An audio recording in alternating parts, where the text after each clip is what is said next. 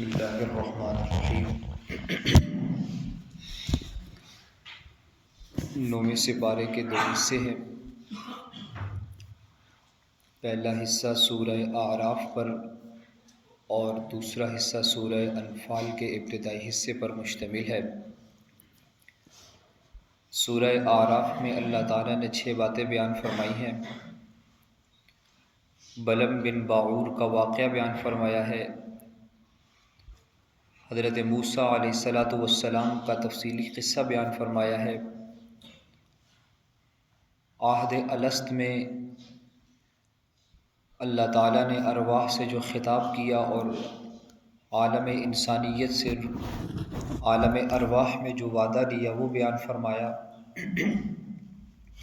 اور پھر اس کے بعد کفار کے متعلق ارشاد فرمایا کہ کائنات کے تمام کافر ان کی مثال تو جانوروں کی طرح ہے، اور پھر فرمایا کہ قیامت کا حقیقی علم اللہ کے سوا کسی کو نہیں، اور قرآن مقدس کی عظمت ارشاد فرمائی۔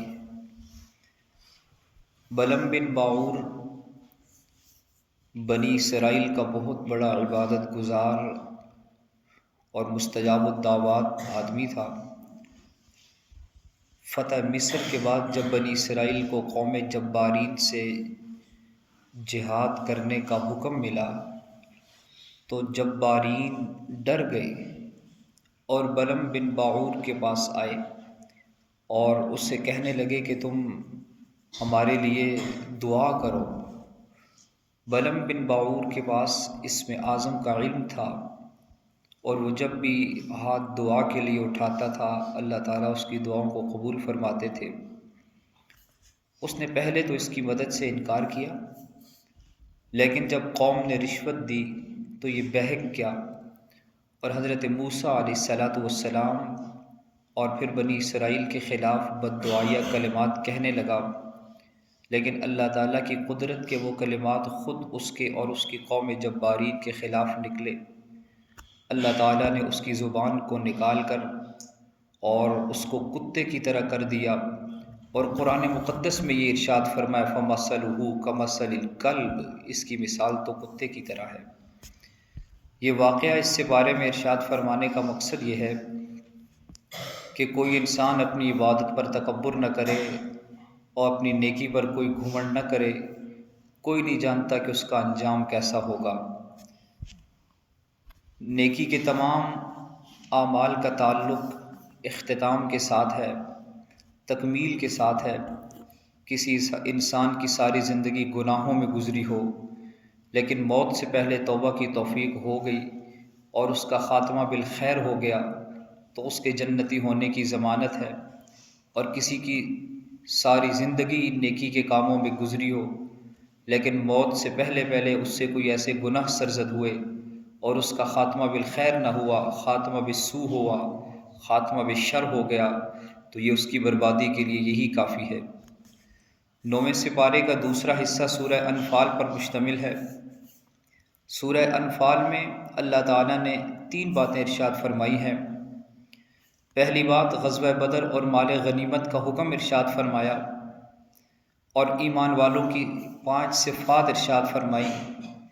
فرمایا کہ جب ان کے سامنے قرآن مقدس کی تلاوت کی جاتی ہے ان کے قلوب میں خشیت پیدا ہوتی ہے، وہ اللہ تعالیٰ پر توکل کرنے والے ہیں، نماز ادا کرنے والے ہیں اور سخاوت کرنے والے ہیں۔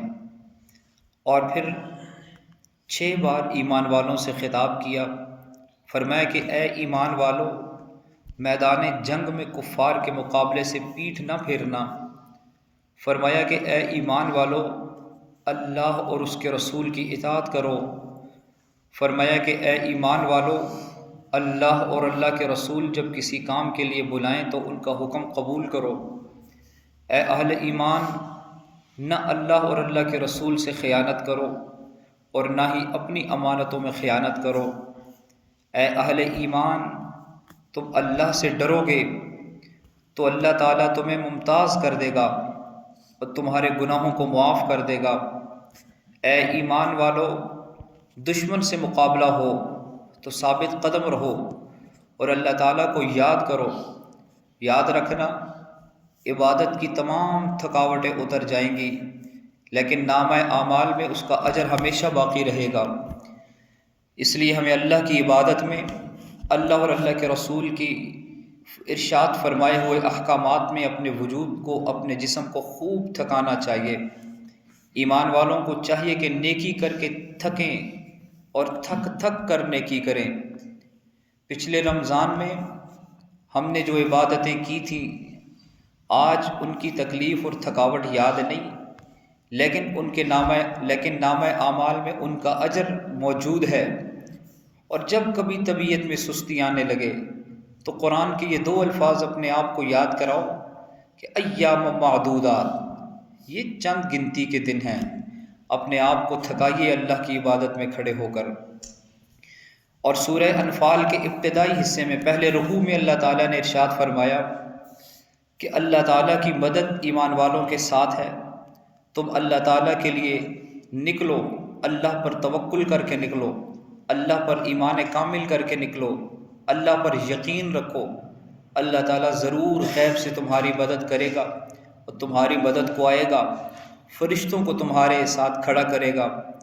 اور یاد رکھیے، غیبی مدد نہ تو اسپین کے وقت آئی تھی، نہ ہی تو خلافت عثمانیہ کو بچانے کے لیے آئی تھی، نہ ہی تو اسرائیل کا قیام روکنے کے لیے آئی ہے، نہ ہی تو بابری مسجد کے وقت آئی تھی، نہ عراق اور شام کے وقت اتری تھی، نہ میانمار کے وقت آئی تھی، نہ ہی جب گجرات کے مظالم ڈھائے گئے تب آئی تھی، نہ ہی کشمیر کے لیے آئی ہے۔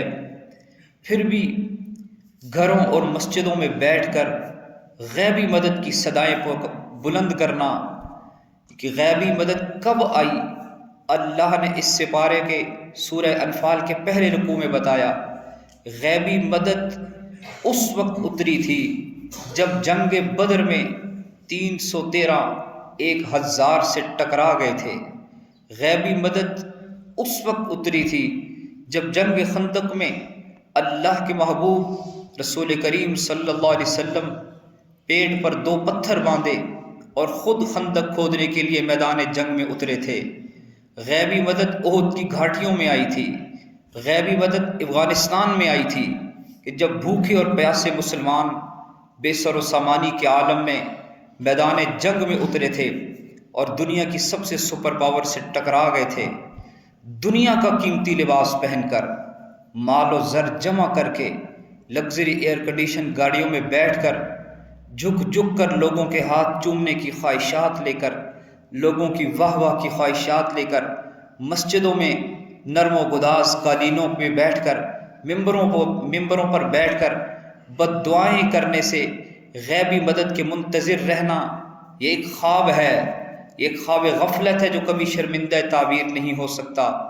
طاغوت کے نظام پر، کفر کے نظام پر، ظلم کے نظام پر راضی رہنا اور پھر غیبی مدد کے منتظر رہنا، اللہ کی زمین پر اللہ اور اللہ کے رسول کے محبوب کے نظام کے نفاذ کی جد و جہد کے بجائے صرف نعت خوانی، محفل میلاد یا تسبیح کے دانوں کو 10 لاکھ یا 20 لاکھ گھما کر غیبی مدد کے منتظر رہنا ایک خواب غفلت ہے۔ یہ دین آفاقی دین ہے، یہ دین اللہ کا دین ہے، یہ دین محمد الرسول اللہ صلی اللہ علیہ وسلم کا دین ہے۔ اس دین کو چند جزیات میں، عبادت میں محصور کر کے، مقید کر کے غیبی مدد کا منتظر ہو جانا، مسلمانوں کو مجاہد کے بجائے مجاور بنا دینا۔ اللہ کے نبی نے مسلمانوں کو میدان جہاد کا داعی بنایا تھا اور پھر اس کے بعد جہاد فی سبیل اللہ اور جذبہ شہادت سے سرشار بنایا تھا۔ ہم جذبہ جہاد اور جذبہ شہادت سے دور رہ کر اہل ایمان پر ہونے والے ظلم و ستم، ظلم و جبر، مصائب اور مشکلات کو دیکھ کر ہم زبان حال سے کہتے ہیں کہ اللہ دشمن کو غرق کرے، اللہ دشمن کو تباہ و برباد کرے، اللہ مظلوموں کی مدد فرمائے، اللہ دشمنوں کو ہدایت نصیب فرمائے، اگر ان کے مقدر میں ہدایت نہیں تو انہیں تباہ و برباد فرمائے۔ یہ ان بد دعاؤں پر اکتفا کر کے سکوت اختیار کر لینا اور پھر سکون سے نوالا حلق سے نیچے اتار کر پیٹ بھر کر گہری نیند سونے والے غیبی مدد کے منتظر یعنی کہ سب کچھ اللہ کے ذمے لگا کر خود کنارہ کشی اختیار کر کے غیبی مدد کا منتظر ہو جانا، یہ خواب غفلت ہے۔ میدان جہاد میں اترنے سے ڈرنا اور کتراتے ہوئے آسمانوں سے فرشتوں کے نزول کا انتظار کرنا، ایسی صورت میں غیبی مدد نہیں آیا کرتی، ایسی صورت میں اللہ کا عذاب آیا کرتا ہے۔ علامہ اقبال نے اسی کو کہا تھا کہ فرشتے تیری نصرت کو فضائے بدر پیدا کر، فرشتے تیری نصرت کو اتر سکتے ہیں گردوں سے قطار اندر قطار اب بھی۔ اللہ تعالیٰ نے اس سپارے کے بالکل آخر میں واضح طور پر ارشاد فرمایا وَقَاتِلُوهُمْ، اہل کفار سے جہاد کرو، لڑائی کرو ان سے، قتال کرو ان سے، حتیٰ لا تکون فتنہ، یہاں تک کہ جب فتنہ ختم ہو جائے، وَيَكُونَ الدِّينُ كُلُّهُ لِلَّهِ، اور اس کائنات میں دین اسلام کا غلبہ ہو جائے، اس کائنات میں صرف ایک اللہ اللہ کی صدائیں ہوں، اس دھرتی پہ صرف ایک اللہ کی عبادت ہو۔ جب تک اللہ کے علاوہ غیر اللہ کی عبادت ہوگی اس وقت تک تمہارے ہاتھ سے تلوار نیچے نہیں آنی چاہیے۔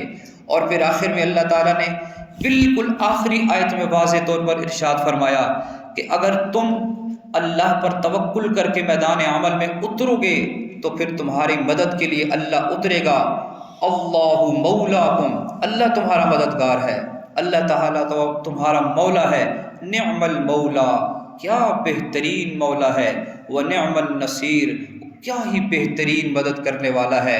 جب تم دشمن سے ٹکراؤ گے تو اللہ تعالیٰ تمہاری مدد کو آسمان سے فرشتوں کو قطاروں میں نازل کریں گے۔ استستغیثون ربکم فاستجاب لکم انی ممدکم بألف من الملائکہ، 1000 فرشتوں سے اللہ تعالیٰ تمہاری مدد کو میدان عمل میں اترے گا۔